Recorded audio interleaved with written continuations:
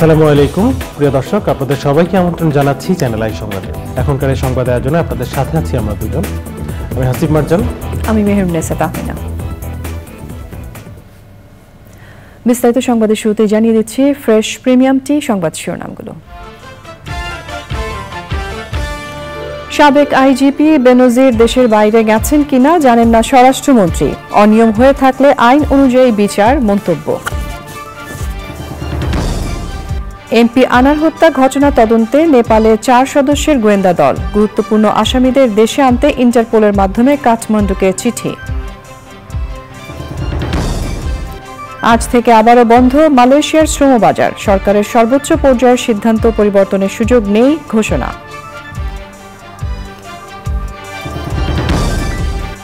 এবং রাত পোহালেই টি-20 বিশ্বকাপের পর্দা উঠছে যুক্তরাষ্ট্রে। শেষ প্রস্তুতি ম্যাচে ভারতের দেয়া 183 রানের টার্গেটে ব্যাটিংয়ে বাংলাদেশ।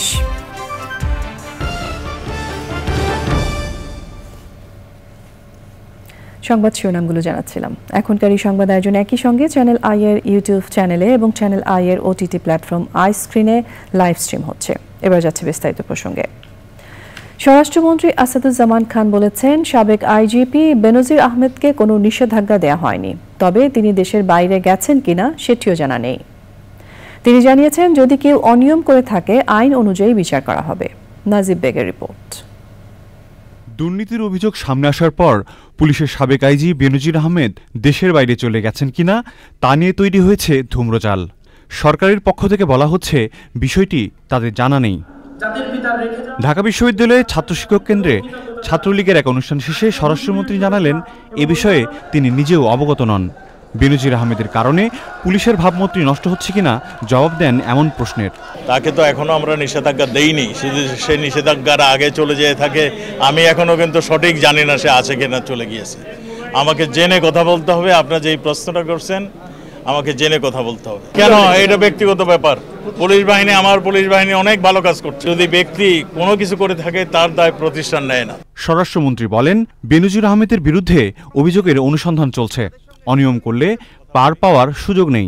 যদি কেউ অন্যায় করে থাকেন, অন্যায়ভাবে ধন সম্পদ লুণ্ঠন কুক্ষিগত করে থাকেন, আমাদের দেশে সেই অনুযায়ী তার বিধান রয়েছে বিচার করে, এবং সেই অনুযায়ী তার বিচার হবে। সেখানে আমাদের কিছু বলার নেই। তদন্তর পরে এগুলো জানা যাবে তিনি দোষী না নির্দোষী, না কিংবা কত পরিমাণ অর্থ বানিয়েছেন, কর ফাঁকি দিয়েছেন, কিংবা সম্পদ বানিয়ে তার তথ্য দেন নেই। এগুলো আমাদের যে ডিপার্টমেন্ট তার অনুসন্ধান করতেছে। দুর্নীতির বিরুদ্ধে সরকার জিরো টলারেন্স নীতি অব্যাহত রাখবে বলে ঘোষণা দেন স্বরাষ্ট্রমন্ত্রী। প্রতিষ্ঠান নেয় না। Thank you. Najib Beg, channel I, Dhaka. Jhenaidah 4 আসনের এমপি আনোয়ারুল আজিম আনার হত্যায় জড়িত গুরুত্বপূর্ণ আসামি সিয়াম সহ অনেকে নেপালের কাঠমান্ডুতে রয়েছে বলে ধারণা করছেন গোয়েন্দারা। আগেও বাংলাদেশের শীর্ষ সন্ত্রাসীরা নেপালে পালিয়েছেন উল্লেখ করে গোয়েন্দা প্রধান বলেন, সিয়াম সহ আসামিদের দেশে আনতে ইন্টারপোলের মাধ্যমে নেপালকে চিঠি দেওয়া হয়েছে। স্বরাষ্ট্রমন্ত্রী বলেছেন, আনার হত্যায় জড়িত যুক্তরাষ্ট্রের পলাতক আসামিদের গ্রেপ্তারে প্রয়োজনে ভারতের সহযোগিতা নেওয়া হবে। রিপোর্টে আরও জানাচ্ছেন শহীদুল্লাহ রাজু। সংসদ সদস্য আনোয়ারুল আজিম আনার হত্যা রহস্য উদ্ঘাটনে কলকাতায় তদন্তের পর এবার গোয়েন্দা পুলিশের 4 সদস্যের একটি প্রতিনিধি দল নেপাল গিয়েছে। ঢাকা মহানগর গোয়েন্দা পুলিশের প্রধান হারুন অর রশিদের নেতৃত্বে ডিবির 3 সদস্য এবং ন্যাশনাল সেন্ট্রাল ব্যুরোস এনসিবির 1 সদস্য রয়েছেন প্রতিনিধি দলে। কাঠমান্ডুতে তদন্তে গুরুত্বপূর্ণ তথ্য পাওয়া যাবে বলে আশা করছেন গোয়েন্দারা। বাংলাদেশের অনেক সন্ত্রাসী তারা এখন কাঠমান্ডুকে তারা ব্যবহার করছে। যেমন এর মধ্যে আমাদের যে মাস্টারমাইন্ড যে শাহিন, সেও আমরা দেখেছি যে কাঠমান্ডুর মাটিকে ব্যবহার করে সে অন্য দেশে চলে গিয়েছে। আরও অন্যান্য আসামি সম্পর্কে কিন্তু আমরা এরকম তথ্য পাচ্ছি। এছাড়া আগেও অনেক শিশু সন্ত্রাসীকে আমরা দেখেছি তারা ওইখানে থাকে। নেপালের পুলিশের সাথে আমাদের ইন্টারাকশন এবং তদন্ত কাজে সহযোগিতা আমরা চাই। ভারতীয় বিভিন্ন সংবাদ মাধ্যম জানিয়েছে, চলতি সপ্তাহেই পশ্চিমবঙ্গের সিআইডির একটি বিশেষ প্রতিনিধি দল নেপাল যাবে। রাজধানীতে এক অনুষ্ঠান শেষে স্বরাষ্ট্রমন্ত্রী বলেন, ভারতে এমপি আনার হত্যা সংঘটিত হওয়ায় সেখানেই মূল তদন্ত হবে। হত্যাকাণ্ড অনুযায়ী যে মামলাটা সেটা ভারতেই হয়েছে এবং ভারত থেকে সেটা হবে এবং ভারতের সঙ্গে যুক্তরাষ্ট্রের বন্ধি বিনিময় প্রত্যাবর্তন চুক্তি রয়েছে। কাজে এটা ভারত সরকারই তাদের কাছে আবেদন করবে, যেহেতু ঘটনাটা ঘটেছে তাদের দেশে। আমাদের দেশে হলে আমরা আবেদন করি, যারা এই খুন করেছেন কিংবা খুনের সহযোগিতা করছেন তাদেরকে আইন অনুযায়ী তাদের বিচার করা, এবং নেপালে যিনি আছেন তাকে ফিরিয়ে আনার জন্য যত ধরনের ব্যবস্থা সেগুলো আমরা। মামলার সুষ্ঠু তদন্তে ভারত এবং নেপালের সাথে কূটনৈতিকভাবে যোগাযোগ করছে সরকার বলেও জানান স্বরাষ্ট্রমন্ত্রী। Shahidullah Raju, channel I, Dhaka. আবারও বন্ধ হয়ে গেল মালয়েশিয়ার শ্রম বাজার। পূর্ব ঘোষণা অনুযায়ী 31শে মের পর আর কোনো কর্মী দেশটিতে প্রবেশের সুযোগ পাবেন না। মালয়েশিয়ার হাইকমিশনার বলেছেন, এই সিদ্ধান্ত তাদের সরকারের সর্বোচ্চ পর্যায়ের। আপাতত এটি পরিবর্তনের সুযোগ নেই। তার মতে, মালয়েশিয়ায় গিয়ে কাজ না পাওয়ার চেয়ে কাজের নিশ্চয়তা নিয়ে সেখানে যাওয়া ভালো। রিপোর্ট করছেন পান্থর রহমান। বাংলাদেশের বাজেটের একটি বড় অংশের যোগান আসে রেমিটেন্স থেকে। স্পষ্ট করে বললে, প্রবাসী বাংলাদেশিদের ঘাম ঝরানো আয় থেকে। দেশের প্রায় 50 লাখ মানুষ প্রবাসী কর্মী। সেই বৈদেশিক শ্রমবাজারের হিসাবে সৌদি আরবের পর মালয়েশিয়ার স্থান। বিদেশে যেতে ইচ্ছুক বাংলাদেশিদের কাছে লোভনীয় হয় এই বাজার বরাবরই নিয়ন্ত্রণ করেছে রিক্রুটিং এজেন্সির সিন্ডিকেট। কর্মী পাঠাতে 1 লাখেরও কম খরচ হলেও জনপ্রতি নেওয়া হয় 5 থেকে 7 লাখ টাকা।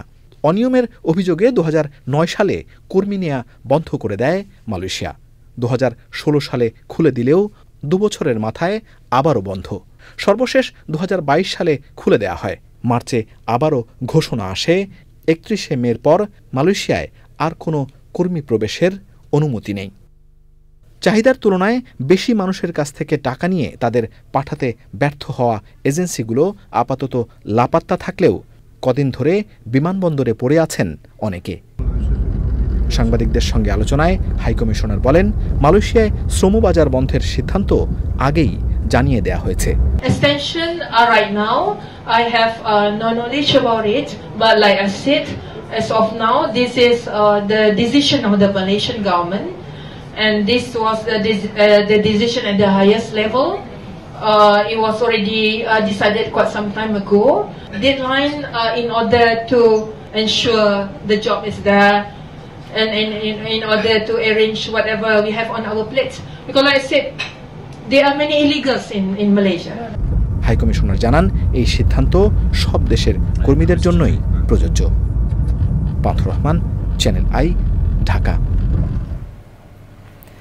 অর্থনীতির চরম দুঃসময়ে টিকে থাকাই যেখানে কষ্টের, সেখানে কাস্টমসের কিছু অসাধু কর্মকর্তা কর্মচারীর কারণে ব্যবসা করা কঠিন হয়ে যাচ্ছে বলে অভিযোগ করেছেন বিজিএমইএ কর্মকর্তারা। অভিযোগ এনে তাদেরকে আইনের আওতায় আনার দাবি জানিয়েছেন তৈরি পোশাক শিল্প মালিকদের সংগঠন। গণমাধ্যম কর্মীদের সঙ্গে মতবিনিময় সভা, শিল্পের সক্ষমতা বাড়াতে আগামী বাজেটে রপ্তানিতে নগদ প্রণোদনা অব্যাহত রাখা সহ বিভিন্ন দাবি জানিয়েছেন সংগঠনের সভাপতি। রিজওয়ান আজার রিপোর্ট। নতুন পরিচালনা পর্ষদ ও সাবেক সভাপতিদের নিয়ে গণমাধ্যম কর্মীদের সঙ্গে মত বিনিময় সভার আয়োজন বিজিএমইএর।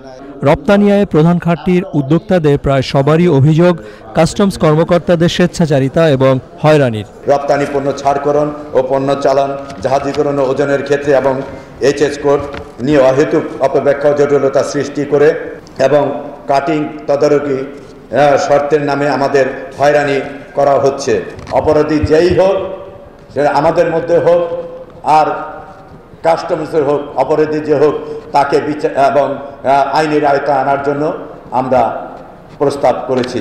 প্রতিযোগী অন্য দেশের তুলনায় বাংলাদেশের উদ্যোক্তাদের প্রতিদিনই নতুন নতুন চ্যালেঞ্জ মোকাবেলা করতে হয় বলে অভিযোগ করেন ব্যবসায়ীরা। আমাদের প্রোডাক্ট কই যাচ্ছে, ইন্ডিয়ার কি অবস্থা, ভিয়েতনামের কি অবস্থা, পাকিস্তানের কি অবস্থা, একটি মাল ক্লিয়ার করতে ইন্ডিয়ায় কয়দিন লাগে, ভিয়েতনামে কয়দিন লাগে, বাংলাদেশে কয়দিন লাগে, একটি জাহাজ আসতে কয়দিন লাগে, রিলিজ হইতে কয়দিন লাগে। এখন সময় আসছে গ্লোবালি ইন্টারন্যাশনালি এই ধরনের কম্পারিজনের জন্য। লিখিত বক্তব্যে বিজিএমইএ সভাপতি বলেন, ব্যাংক ঋণের সুদ হার ও জ্বালানির দাম বৃদ্ধি এবং বৈশ্বিক অর্থনৈতিক সংকট সহ নানা চ্যালেঞ্জ আছে রপ্তানি বাণিজ্যে। শিল্পের সক্ষমতা বাড়াতে আগামী বাজেটে উৎসে কর 0.5% করা, রপ্তানিতে নগদ প্রণোদনা অব্যাহত রাখা এবং অর্থনৈতিক অঞ্চলের বাইরের কারখানায় গ্যাস বিদ্যুৎ না দেওয়ার সিদ্ধান্ত থেকে সরে আসার আহ্বান জানান তিনি। রিজভিনা ওয়াজ, চ্যানেল আই, ঢাকা। আমাদের এবারের প্রসঙ্গ আই স্পোর্টস। যাচ্ছি পরের সংবাদে। দীর্ঘ প্রায় 4 মাস চিকিৎসা শেষে দেশে ফিরেছেন জীবন্ত কিংবদন্তি সঙ্গীত শিল্পী সাবিনা ইয়াসমিন। তিনি সিঙ্গাপুর জেনারেল হাসপাতালে চিকিৎসাধীন ছিলেন। চ্যানেল আই এর মাধ্যমে সাবিনা ইয়াসমিন তার চিকিৎসাকালীন সময়ে সার্বিক সহযোগিতা এবং দোয়ার জন্য প্রধানমন্ত্রী শেখ হাসিনা ও দেশবাসীর কাছে কৃতজ্ঞতা প্রকাশ করেছেন। চিকিৎসকরা তাকে সম্পূর্ণ বিশ্রামে থাকতে বলেছেন। ভক্ত অনুরাগীদের আপাতত যোগাযোগ না করার জন্য অনুরোধ জানিয়েছেন বরেণ্য শিল্পী সাবিনা ইয়াসমিন।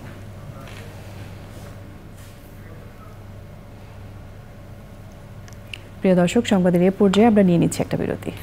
আর বিরতির পর অন্যান্য সংবাদের সঙ্গে আরো জানে ফিরবো। পাউডার দ্বিগুণ উজ্জ্বলতা।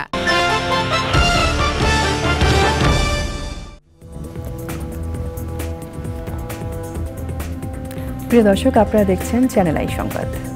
চলে যাচ্ছি পরের সংবাদ আয়োজনগুলোতে। শিশুদের ভিটামিন এ ক্যাপসুল খাওয়াতে দেশজুড়ে ভিটামিন এ প্লাস ক্যাম্পেইন হয়েছে। সকাল 8টা থেকে বিকেল 4টা পর্যন্ত 6 থেকে 59 মাস বয়সী প্রায় 2,23,00,000 শিশুকে ভিটামিন এ ক্যাপসুল খাওয়াতে এই কর্মসূচি হয়েছে। ঘূর্ণিঝড় রিমালের প্রভাবে ক্ষতিগ্রস্ত 12টি উপজেলা পরে সুবিধাজনক সময়ে এই কর্মসূচি পালন করবে। জানাতুল বাকা কেকার রিপোর্ট। শিশুর স্বাভাবিক বৃদ্ধি ও রোগ প্রতিরোধ ক্ষমতা বাড়ানোর পাশাপাশি রাতকানা রোগ প্রতিরোধে শিশুদের ভিটামিন এ খাওয়াতে দেশজুড়ে এই ক্যাম্পেইন। কর্মসূচির আওতায় 6 মাস থেকে 11 মাস বয়সী শিশুদের জন্য একটি করে নীল ক্যাপসুল আর 12 মাস থেকে 59 মাস বয়সী শিশুদের জন্য একটি করে লাল ক্যাপসুল খাওয়ানো হয়। ভিটামিন এ ক্যাপসুলের কারণে অনেক উপকারিতাই আছে। ভিটামিন এ ক্যাপসুল খাওয়ালে রাতকানা রোগ হয় না, ভালোর জন্য আছে। স্বাস্থ্য সংশ্লিষ্টরা বলছেন, ভিটামিন এ খাওয়ালে শিশুর মৃত্যুহার 24% পর্যন্ত রোধ করা যায়। হামজনিত শিশু মৃত্যুর হার কমে প্রায় 50%। এছাড়াও ডায়রিয়াজনিত মৃত্যু কমে 33% পর্যন্ত। এবার টার্গেট হলো 2,23,00,000 আমরা বাচ্চাকে আমরা এই লাল রঙের ক্যাপসুল এবং নীল রঙের ক্যাপসুল খাওয়াবো। লাল রঙের ক্যাপসুলটা হলো 2 লাখ ইন্টারন্যাশনাল ইউনিটের আর নীল রঙেরটা হলে 1 লাখ ইন্টারন্যাশনাল ইউনিটের। ঘূর্ণিঝড় রিমালের কারণে খুলনা, বরিশাল, ভোলা, পটুয়াখালী ও বরগুনা এবং আকস্মিক বন্যার কারণে সুনামগঞ্জ সহ মোট 1224টি কেন্দ্রে পরবর্তীতে সুবিধাজনক সময়ে ভিটামিন এ প্লাস ক্যাম্পেইনে শিশুদের ভিটামিন এ খাওয়ানোর নির্দেশনা দিয়েছে স্বাস্থ্য অধিদপ্তর। ঘূর্ণিঝড় উপদ্রুত এলাকা যেটা আছে, যে সমস্ত জায়গাগুলোতে স্থাপনা ধ্বংস হয়েছে, পানি উঠেছে, সেগুলোর ক্ষেত্রে আমরা বলেছি তারা তাদের সুবিধা মতন সময়ে আগামী 10-15-20 দিনের মধ্যে এই প্রোগ্রামটা করবে, আমরা তাদেরকে সেই সহায়তাটা দেব। রাজধানীর মহাখালীতে কর্মসূচি উদ্বোধন করে স্বাস্থ্যমন্ত্রী শিশুদের ভিটামিন এ খাওয়ানোর গুরুত্ব তুলে ধরেন। আমি আশা করি যে আজকে সারা দেশে প্রতিটা উপজেলা, থানা এবং হেলথ কমপ্লেক্স, কমিউনিটি ক্লিনিকে এই ভিটামিন এ ক্যাপসুলের মাধ্যমে তাদের যে গ্রোথ এবং সব কিছু এবং একটা এই যে রাতকানা রোগের অন্তত্বের অভিশাপ থেকে মুক্ত পাবে। এবছর পরবর্তী ভিটামিন এ প্লাস ক্যাম্পেইন ডিসেম্বরে। জানাতুল বাকা কেকা, চ্যানেল আই, ঢাকা। নানা আয়োজনে বিশ্ব দুগ্ধ দিবস পালন করেছে মৎস্য প্রাণী সম্পদ মন্ত্রণালয়। দুধ ও মাংস প্রক্রিয়াকরণ, পশু খাদ্য প্রস্তুত, খামার যান্ত্রিকীকরণ ও দুগ্ধ খামার মিলিয়ে 51 জন খামারিকে পুরস্কার দিয়েছে প্রাণী সম্পদ অধিদপ্তর। বৈশ্বিক পুষ্টিতে দুধ অপরিহার্য এই স্লোগান সামনে রেখে প্রতিদিনের খাদ্য তালিকায় দুধ এবং দুধজাতীয় খাবার রাখার প্রয়োজনীয়তার উপর জোর দেন সংশ্লিষ্টরা। খামারের উৎস কর কমানো, নিম্নমানের গুঁড়ো দুধ আমদানি বন্ধ করা ও গোখাদ্য সংকট দূর করতে খাস জমি ও চরে গোখাদ্য উৎপাদন বাড়ানো এবং জলবায়ু সহিষ্ণু জাত উন্নয়নে প্রজনন নীতিমালা প্রণয়নের সুপারিশ করেন সংশ্লিষ্টরা। এই দুধকে কিভাবে আমরা আরো বেশি জনপ্রিয় করে তুলতে পারি। আমাদের সেই পুষ্টিগত উন্নয়নের জন্য, সমৃদ্ধির জন্য, আমাদের জাতির ভবিষ্যৎ প্রজন্মের মেধা মননকে গড়ে তোলার জন্য এই দুধ আমাদের কতটা প্রয়োজন সে ব্যাপারে আলোচনা করেছেন। ভবিষ্যতেও আমাদেরকে পথ দেখাবার কাজে সহযোগিতা করবেন। জানাবো নিটল টাটা আন্তর্জাতিক সংবাদ।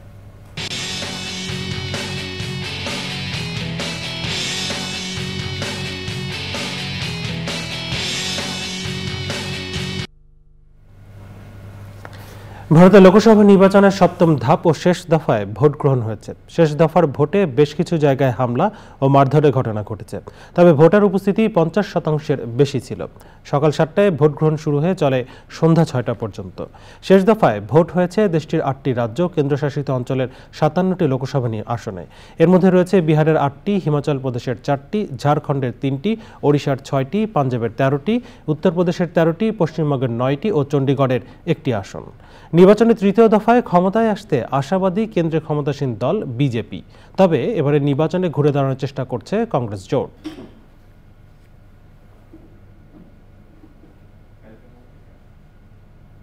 এ পর্যায়ে রয়েছে আইস্ক্রিন সাংস্কৃতিক সংবাদ।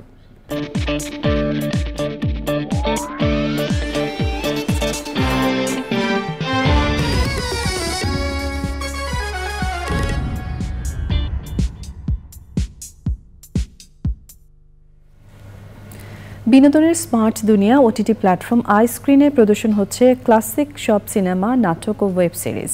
এই প্ল্যাটফর্মে প্রদর্শন হচ্ছে ক্রিকেট নিয়ে premium content of the mark. এটি নির্মাণ করেছেন জাতীয় চলচ্চিত্র পুরস্কারপ্রাপ্ত অভিনেত্রী এবং গুণী নির্মাতা আফসানা মিমি। ইমপ্রেস টেলিফিল্ম প্রযোজিত কন্টেন্টে অভিনয় করেছেন মুস্তাফিজুর নূর ইমরান, আরহাম, শারমিন আক্তার শর্মী এবং অনেকে। দর্শকরা আইস্ক্রিন সাবস্ক্রাইব করে কন্টেন্টটি উপভোগ করতে পারবেন।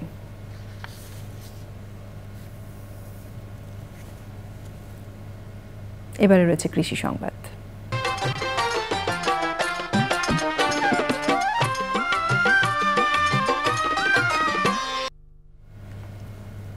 দিনাজপুরে দেশীয় পাবদা মাছ চাষ করে সাফল্য পেয়েছেন মৎস্য উদ্যোক্তা শাকেরা তুহিন। খরচ কম ও লাভ বেশি হয় এই অঞ্চলের অনেকেই পাবদা চাষে আগ্রহী হয়েছেন। দিনাজপুর থেকে শাহ আলম শাহীর পাঠানো তথ্য ও ভিডিওচিত্রে সুদীপ্তা মাহমুদের রিপোর্ট।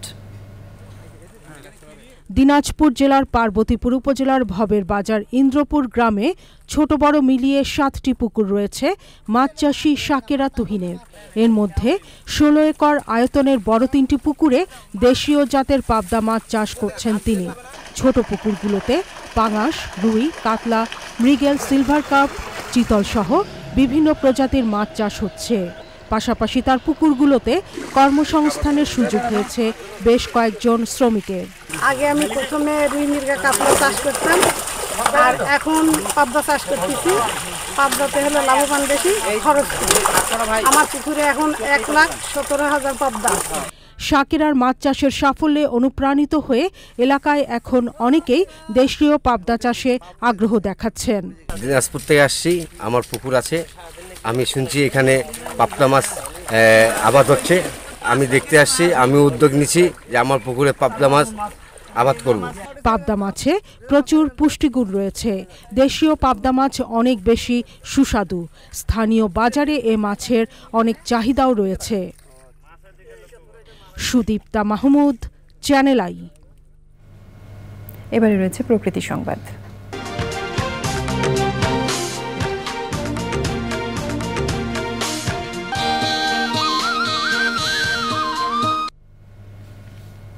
মেহেরপুরে বেড়েই চলেছে নীরব ঘাতক পার্থেনিয়াম উদ্ভিদ।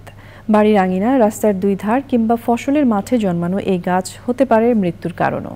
মানবদেহের জন্য মারাত্মক ক্ষতিকর বিষাক্ত এই আগাছা গবাদি পশুর জন্য প্রাণঘাতী। বিশেষজ্ঞরা বলছেন এটি নির্মূল করা না গেলে আরও হুমকিতে পড়বে জেলার কৃষি ও প্রকৃতি পরিবেশ। গোলাম মোস্তফার রিপোর্ট। হঠাৎ দেখলেই বড় আকারের ধনী গাছ বলে ভুল হতে পারে। উচ্চতা 2 থেকে 3 ফুট।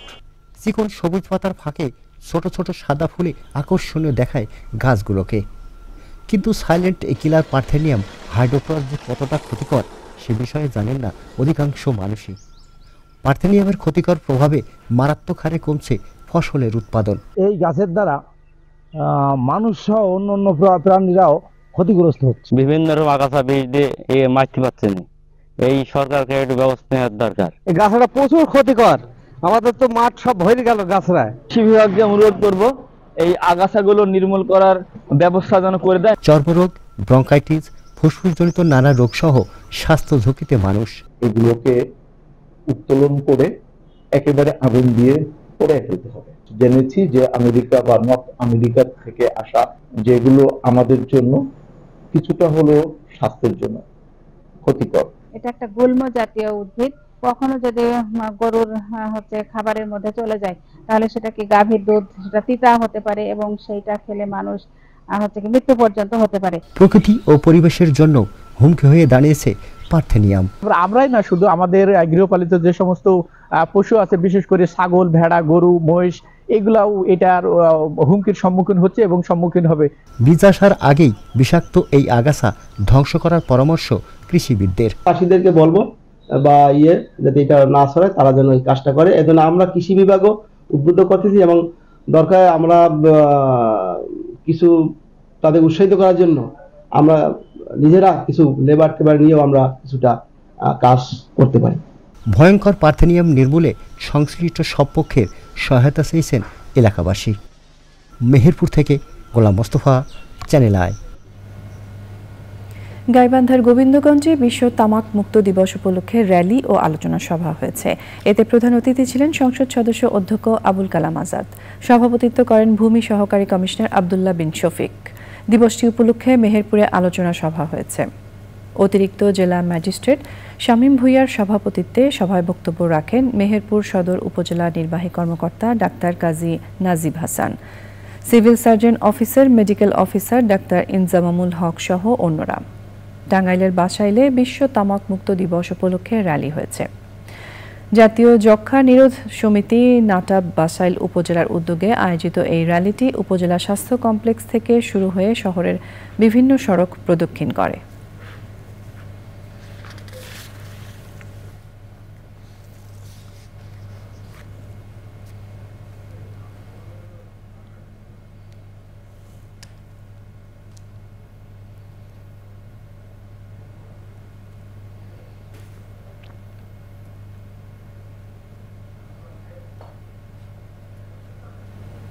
সংবাদে এরই সঙ্গে আমরা নিয়ে নিচ্ছি আরও একটা বিরতি। আর সংবাদের পরবর্তী অংশে আরও যা থাকছে।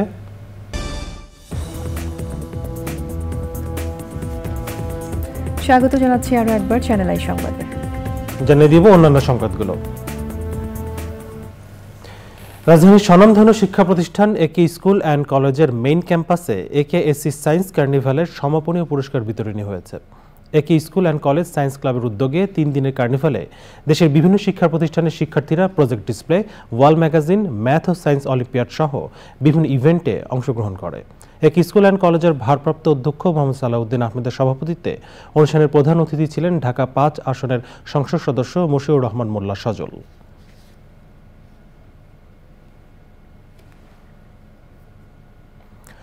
বাংলাদেশের ওয়ার্কার্স পার্টির উদ্যোগে দেশের অর্থনৈতিক বাস্তবতা, সংকট ও উত্তরণের উপায় শীর্ষক এক আলোচনা সভা হয়েছে। মূল প্রবন্ধ উপস্থাপন করেন চট্টগ্রাম বিশ্ববিদ্যালয়ের অধ্যাপক ডক্টর মইনুল ইসলাম। পার্টির সভাপতি রাশেদ খান মেনন এমপির সভাপতিত্বে আলোচনা অংশ নেন বাংলাদেশ ব্যাংকের সাবেক গভর্নর অধ্যাপক ডক্টর মোহাম্মদ ফরাসউদ্দিন, পার্টির সাধারণ সম্পাদক ফজলে হোসেন বাদশাহ, পলিট ব্যুরো সদস্য ডক্টর সুশান্ত দাস সহ বিশিষ্টজনেরা।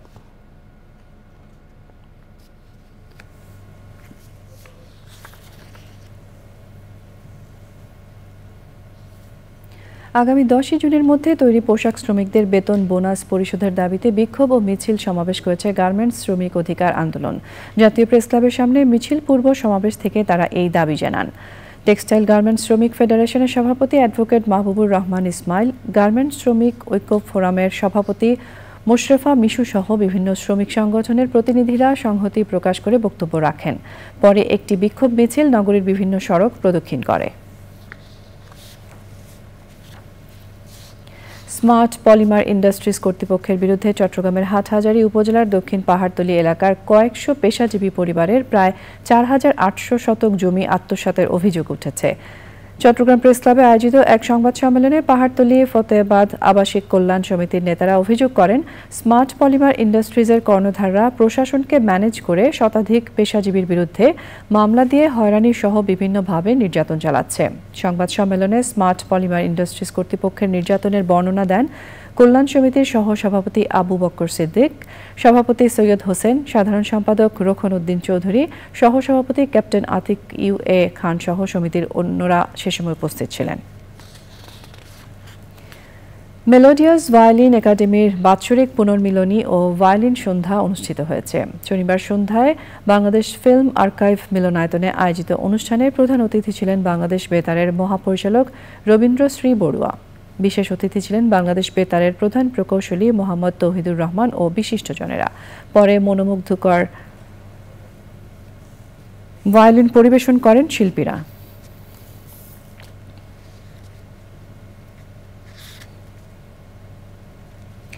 উজান থেকে নেমে আসা ঢলে সিলেটে সৃষ্ট আকস্মিক বন্যা কবলিত এলাকার পানি ভাটির দিকে নামতে শুরু করেছে। এতে নতুন করে প্লাবিত হচ্ছে সিলেট মহানগর শহর সুরমা ও কুশিয়ারা নদী তীরবর্তী নিম্নাঞ্চল। সুরমা ও কুশিয়ারা নদীর পানি বিভিন্ন পয়েন্টে বিপদসীমার উপর দিয়ে প্রবাহিত হচ্ছে। এখনও পানিবন্দী কয়েক লাখ মানুষ। সিলেট থেকে সাদিকুর রহমান শাকির পাঠানো তথ্য, ভিডিওচিত্রে রোকসানা আমিনের রিপোর্ট। ভারত থেকে নেমে আসা পাহাড়ি ঢলে বিপর্যস্ত সিলেটের নিম্নাঞ্চল। জেলার ৮ উপজেলার সাথে নতুন করে প্লাবিত হচ্ছে সিটি কর্পোরেশন এলাকা। এতে সিলেট শহরে পানিবন্দী হয়ে পড়েছেন হাজারো মানুষ। আমাদের ঘরে অনেক পানি নিয়ে এসে পড়েছে। এখন আমরা লাগা ঘরে গিয়ে আশ্রয় নিয়েছি। আশ্রয় নিলে কি হবে? আশ্রয় দিবে, কিন্তু খাওয়ান দাওয়ান তো আর কেউ দিবে না। পানি হয়েছে ভাই, ৩-৪ দিন যাই দেখা না, অনেক ডুবাইয়া আছে। কোনো মানুষের চাইয়া হয় খবর নেই না। কত পানি গেছে, আমরা কোনো জিনিস পাইছি না, কোনো জিনিস দিছে। যা পাইছে রোডের মানুষ কত ক্ষতিগ্রস্ত হয়েছে, কেউ কুচ কেউ লইছে। অনেক পানি বাড়ছে, ঘরে মাঝে বুক পানি লেগে কিছু হতে পারি না, বড় কষ্ট বাজে আছে। মে মাসে সিলেটে রেকর্ড পরিমাণ বৃষ্টিপাত হয়েছে। আগামী কয়েকদিন বৃষ্টির পূর্বাভাস রয়েছে। বন্যা পরিস্থিতি উন্নতি হতে সময় লাগবে বলে জানিয়েছে আবহাওয়া অধিদপ্তর। আগামী 24 ঘন্টা, 48 ঘন্টা এবং 72 ঘন্টার পূর্বাভাসে সিলেট বিভাগের অধিকাংশ জায়গাতেই অস্থায়ীভাবে দমকা হাওয়া সহ হালকা থেকে মাঝারি ধরনের বৃষ্টি অথবা ঝড়ো বৃষ্টি হতে পারে। সেই সাথে কোথাও কোথাও মাঝারি ধরনের ভারী বর্ষণের একটা সম্ভাবনা আছে। বন্যা কবলিতদের উদ্ধার করে আশ্রয় কেন্দ্রে নেওয়ার পাশাপাশি বন্যার্তদের জন্য ত্রাণ কার্যক্রম চলছে। বন্যা কবলিত এলাকা পরিদর্শন ও ত্রাণ বিতরণ করেছেন সাবেক পররাষ্ট্রমন্ত্রী এ.কে. আব্দুল মোমেন। সুরমা নদী খনন ও শহর রক্ষা বাঁধ সংস্কারে গুরুত্ব আরোপ করেন তিনি। দেরি হচ্ছে আমলাতান্ত্রিক জটিলতায়। সরকার টাকাও দিয়েছে, অ্যাপ্রুভও করেছে। আমার দুটো প্রজেক্ট এখানে, একটি হচ্ছে নদী খনন, কারণ এই বরাট হয়ে যাওয়ায় আমার পানি সহজে যায় না, আর দ্বিতীয়ত আমার শহর রক্ষা বাঁধ। আজকে আমি সকালে শহর রক্ষা বাঁধ, তারা এখন ওইটা প্রজেক্ট করেন নাই, তো আমি আজকেও তাগদা দিলাম যে আপনারা শহর রক্ষা প্রজেক্ট করেন না কেন। জেলা প্রশাসনের উদ্যোগে বন্যা কবলিত ৮ উপজেলায় ৫৫০টি আশ্রয় কেন্দ্র খোলা হয়েছে। বন্যার্তদের জন্য খাবারের ব্যবস্থাও করা হয়েছে। রোকসানা আমিন, চ্যানেল আই। সংবাদে এরই সঙ্গে নিয়ে নিচ্ছি আরও একটা বিরতি। আর বিরতির পর ফিরে এলাম বিরতির পর। জানিয়ে দেব সর্বশেষ সংবাদ আয়োজনগুলো। শুভেচ্ছা কথন, সাংস্কৃতিক অনুষ্ঠান ও নৃত্যনাট্য মহুয়া পরিবেশনের মাধ্যমে ময়মনসিংহের ঐতিহ্যবাহী বহুরূপী নাট্য সংস্থার 50 বছর উদযাপিত হয়েছে। শনিবার রাতে নগরীর টাউন হলে ভাষাসৈনিক এম শামসুল হক মুক্ত মঞ্চে বহুরূপী নাট্য সংস্থার প্রতিষ্ঠাতা সদস্য ও সদস্য সচিব এবং চ্যানেল আই দর্শক ফোরামের জেলা সভাপতি সাদাত হোসেন খান হিলু, জেলা আওয়ামী লীগের সভাপতি এহতেশামুল আলম, সাধারণ সম্পাদক অ্যাডভোকেট মোয়াজ্জেম হোসেন বাবুল, ময়মনসিংহ প্রেস ক্লাবের সাধারণ সম্পাদক অমিত রায়, সাহিত্য সংসদের সভাপতি আনোরা সুলতানা, সম্মিলিত সাংস্কৃতিক জগতের সভাপতি জিয়াউদ্দিন আহমেদ, সাংস্কৃতিক কর্মী ডক্টর এইচ.এ. গোলন্দাজ তারা, জেলা আওয়ামী লীগ নেতা কাজী আজাদ জাহান শামীম সহ বিভিন্ন সাংস্কৃতিক সংগঠনের নেতারা বক্তব্য রাখেন। জানাবো খেলার খবর।